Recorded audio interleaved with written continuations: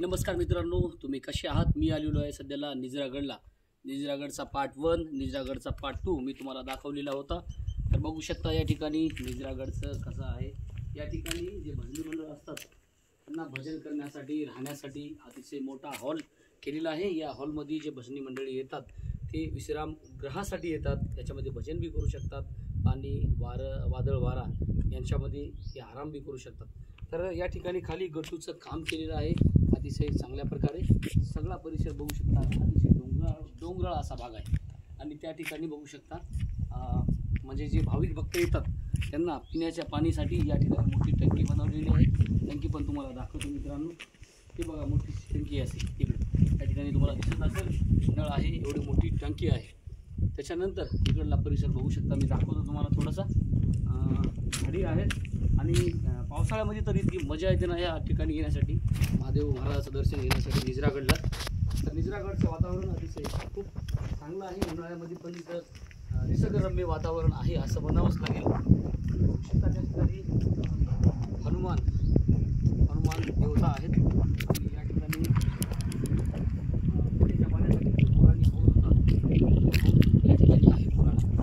तर मित्र बघू शकता किती मस्त वाटत आहे वातावरणामध्ये. निजरागडचा व्हिडिओ मी तुम्हाला दाखवत आहे आणि मी बाहेरून म्हणजे काय म्हणतात त्याला, बाहेरून गेलेलो आहे. हे नजारा बघू, खूपच छान नजारा आहे.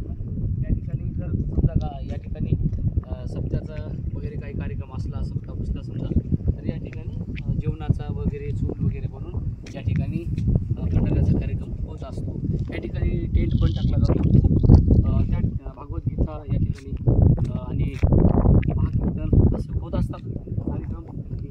चला मग मेन मंदिर जे आहे, मेन जे प्रवेशद्वार आहे त्या ठिकाणी आपण जाऊ. कसा आहे परिसर बघू आपण. त्या ठिकाणी एक छोटासा देव आहे, बघू शकता इकडे पण. खूप आता थोडंसं रनिंग मारून तुम्हाला या ठिकाणी माऊली महाराजांनी बांधलेलं होतं पुराणी काळामध्ये, म्हणजे भरपूर झालेलं आहे. माऊली महाराजांनी या ठिकाणी बांधलेलं होतं आणि याच्यामध्ये पसारा वगैरे ठेवतात. म्हणजे आता जेमध्ये काय असेल ते मलाही पण माहीत नाही. आणि या ठिकाणी बघू शकतो पायऱ्या पण उतरण्यासाठी आहेत. आणि ते जे झाड आहे ते झाड असे म्हणतात की या झाडाचं जर आपण नमस्कार केलो या झाडांना, बरोबर, तर पंढरपूरला गेल्यासारखं असं म्हणतात की ह्या झाडाचं एवढं महत्त्व आहे. आपल्या या झाडाचं खूप महत्त्व आहे. ह्या झाडाचं नाव मला माहिती नाही आहे. म्हणजे रुद्राक्षाच्या जे माळी होतात ते ह्याच झाडापासून बनल्या जातात असं मला सांगितलेलं आहे. आणि मेन प्रवेशद्वार या ठिकाणी बघू शकता. चला बघूया. हे आहे मेन प्रवेशद्वार महादेव मंदिराचं निजरागडचं. तर मित्रांनो या ठिकाणी घंटी आहे. नमः शिवाय, हरिओम, हर हर महादेव. व्हिडिओ बंद झाला. ठीक आहे, काय हरकत नाही.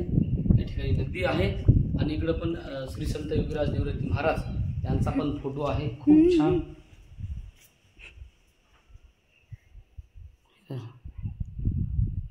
अच्छा, हां. तर या ठिकाणी श्री संत योगीराज निवृत्ती महाराज यांची प्रतिमा, मोठ्या मोठ्या देवांची प्रतिमा आहे या ठिकाणी. जय रामकृष्ण हरी माऊली. आणि आतमध्ये देवाचं मेन मंदिर आहे.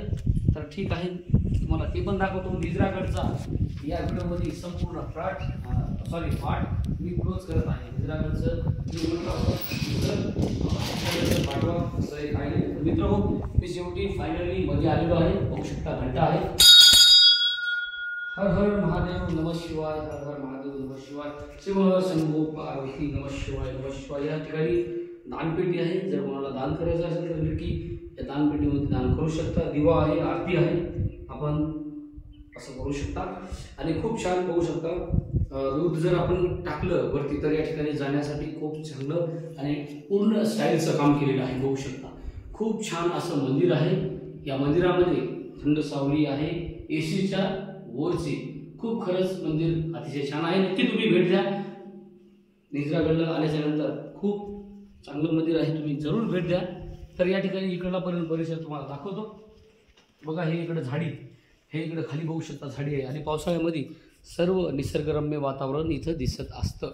तर सो फायनली मित्र हो, तुम्हाला निजरागड पार्ट 1 दाखवलेला आहे, पार्ट 2 पण दाखवलेला आहे आणि पार्ट 3 मध्ये सगळा व्हिडिओ मी कव्हर केलेला आहे. तुम्हाला जर या मंदिराचं दर्शन घ्यायचं असेल तर नक्की तुम्ही नांदेड जिल्ह्यातील खंदूर तालुक्यातील गवळी या गावी या. निजरागड इथेच आहे. सो मित्रांनो, थँक्यू, गुड बाय.